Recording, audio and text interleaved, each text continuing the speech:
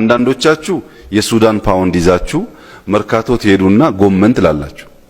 አንዳንዶቻችሁ የኬንያ ሽልንግ ትይዙና ከረንሲያችሁ የኬንያ ሽልንግ ነው፣ ፒያሳ ትሄዱና ሸሚዝ ትላላችሁ። እነዚህ ገንዘቦች ምናልባት ባንክ ቤት ሄደው በእለቱ ምንዛሬ ዋጋ ያላቸው ሊሆኑ ይችላሉ። ከባንክ ቤት ውጭ ከሄዱ ግን ወረቀት ናቸው። ኢትዮጵያ ውስጥ ፕራይመርሊ አሁን እየገጠመን ያለው የአመራር እጦት ሳይሆን የራስን ከረንሲ በውል አለማወቅ ነው። የገንዘብ ሊደሩ የፖሊስ ሊደር ካልሆንክ ይላል።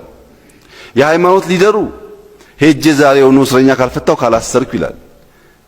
የአይዲያ ሊደሩ በአይዲያ ኢንፍሉዌንስ ማድረግ ሲገባው ከሱ ከረንሲ በወጡ ጉዳዮች መጫወት ያምረውና እንዲሁ ስንዋከብ የአንዱ ከረንሲ አንዱ ጋር ወረቀት የአንዱ ከረንሲ አንዱ ጋር ወረቀት ሆኖ ምንም ነገር ሳንገዛ እንውላለን። ሰው የያዘውን ከረንሲ አውቆ የት ጋር እንደሚገበያይ ማወቅ አለበት፣ ወይም ከረንሲውን ዩኒቨርሳል ማድረግ አለበት።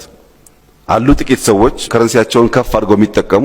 አብዛኛው ሰው ግን ከረንሲውንና ሮሉን ሳያቅ ሊደር መሆን ነው የሚያስበው። ማህበረሰቡን እንዲያርጉ ተነሱ፣ ተቀመጡ፣ ሂዱ ይላል።